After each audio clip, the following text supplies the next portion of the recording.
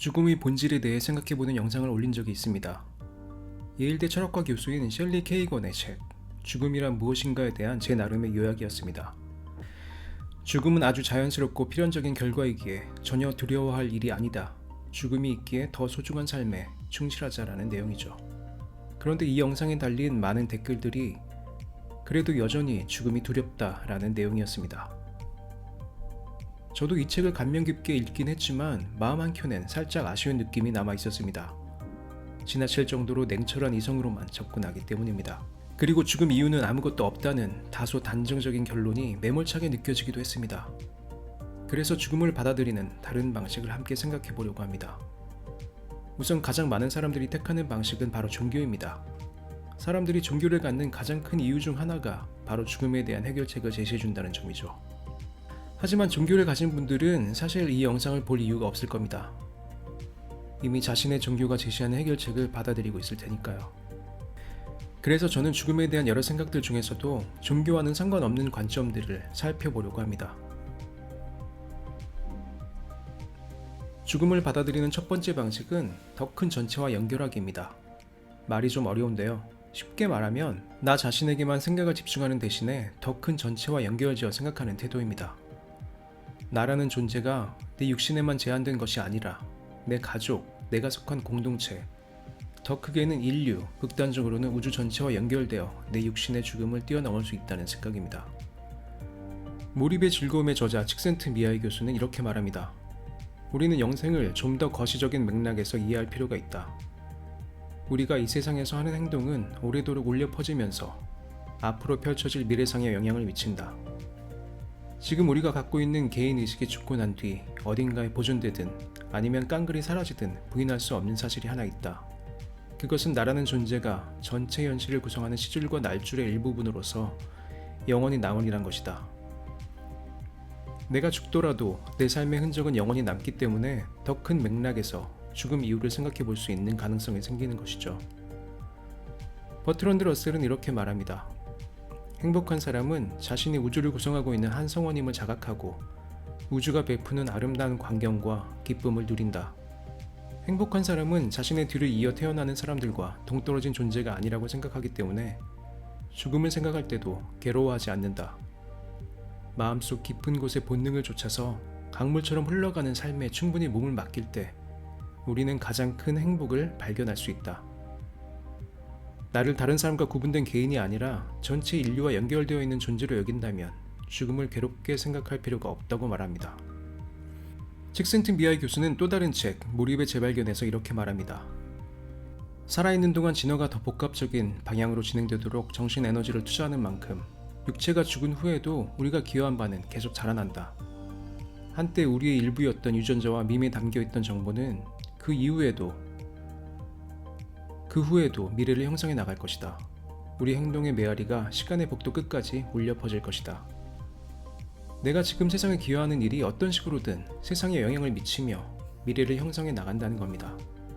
내 육신, 내 자아에만 얽매이지 않고 더 큰 전체와 연결시킴으로써 자신의 한계, 더 나아가 죽음이라는 한계를 극복할 수 있는 것이죠.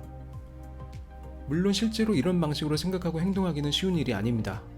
그럼에도 불구하고 분명히 시도할 만한 가치와 의미가 있는 전략임은 틀림없어 보입니다. 실제로 자신을 희생하고 남을 위해 봉사하며 사는 많은 사람들이 이런 생각으로 살아가고 있습니다. 사실 생각한다기보다는 자연스러운 삶의 방식으로 자리 잡았다고 표현하는 게 맞겠죠.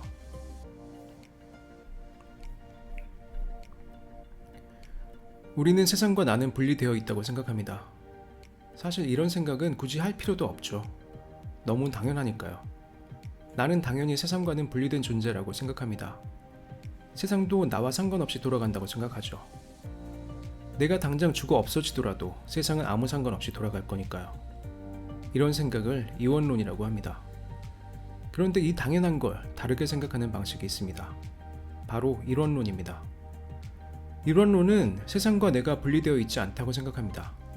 세상과 내가 하나라고 생각합니다. 이게 대체 무슨 말일까요?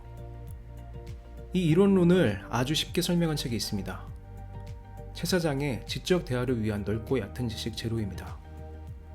최 사장은 책의 핵심을 이렇게 말합니다. 결론부터 말하면 이 신비한 사상은 이론론이다. 자아와 세계라는 전혀 달라 보이는 두 존재가 실제로는 하나이며 근원에서 분리되지 않는다는 것이 위대한 스승들의 가르침이다.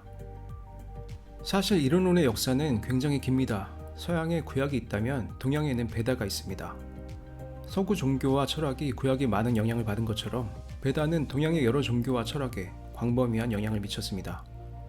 당연히 불교와 유교에도 그 흔적이 많이 남아 있습니다. 이 베다에서 가장 유명한 경전인 우파니샤드의 결론이 바로 이론론입니다. 내 밖에 펼쳐진 광활한 우주의 실체와 내 안에 펼쳐진 자아의 본질은 궁극으로 하나다. 이게 도대체 무슨 소리인지 아주 허황되게 들릴 수 있습니다. 그래도 최세장 같은 대중적인 작가가 완전히 허황된 얘기를 쓰진 않았겠죠. 이론론을 그저 과학을 모르던 옛 철학자들의 낡은 사고방식이 아닌가 생각할 수도 있습니다. 하지만 최세장은 독자들의 이런 우려를 미리 예상하고 인류의 과학적 탐구 과정을 먼저 탐색합니다. 양자역학, 다중우주론 등 현대 물리학이 거둔 최신의 성과들은 이론론이 옳을 수 있음을 암시합니다. 미국의 물리학자 존 휠러는 이 결론을 딛고 한 발 더 나아간다. 그는 참여인간 원리를 말한다. 그것은 우주가 존재하기 위해서는 관찰자가 필요하다는 주장으로까지 나아간다. 약한 인간 원리에서 참여인간 원리로 나아가며 우주 존재의 기반은 우주 자체에서 점차 그 안에 관찰자로 옮겨가고 있는 것이다. 말이 좀 어렵지만 쉽게 얘기하자면 우주는 나와 분리된 실체가 아니며 관찰하는 내가 있기에 우주도 존재한다는 겁니다. 세계적인 과학자들이 이렇게 생각하는 근거는 무엇일까요? 바로 양자역학과 다중우주론 때문입니다. 양자역학의 실험에 따르면 관찰자가 보느냐 안 보느냐에 따라 파동으로 존재하던 물질이 입자로 바뀝니다.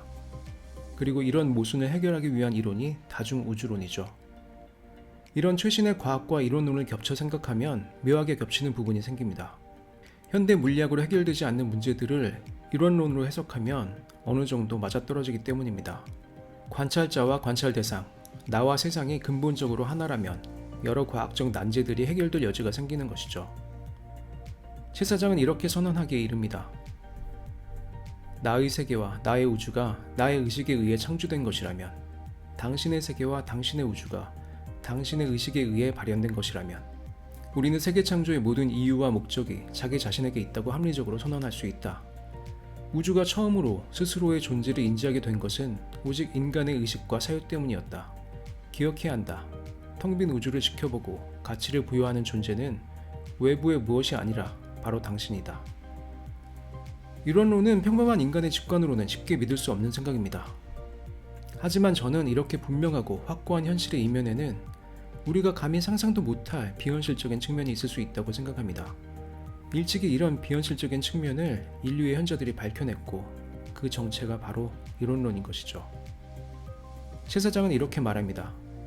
진리에 도달하는 데 가장 중요한 조건은 용기다. 여기서 말하는 용기란 내가 쥐고 있던 세계관을 내려놓을 용기를 말한다. 내가 믿는 진리가 거짓일 수도 있음을 인정하는 용기 말이다. 죽음을 생각할 때 우리에게 가장 필요한 자세는 바로 용기입니다. 우리의 고정관념을 훌쩍 뛰어넘는 초월적인 신념을 가지는 용기가 필요합니다. 그 용기로 이론론적인 신념을 키워나간다면 죽음을 초월한 세계에 한 발짝 가까이 다가갈 수 있습니다. 그럼 죽음은 더 이상 두려운 일이 아니게 됩니다.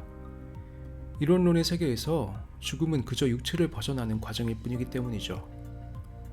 내 몸에 갇혀있는 분리되고 제한된 자아를 벗어나 더 큰 전체와 연결되어 생각하고 더 나아가 이 세계와 내가 하나임을 알 때 죽음의 공포를 이겨낼 수 있습니다. 죽음의 공포라는 네모에 갇혀 있습니까? 자아를 벗어난 새로운 생각으로 그 네모를 깨세요.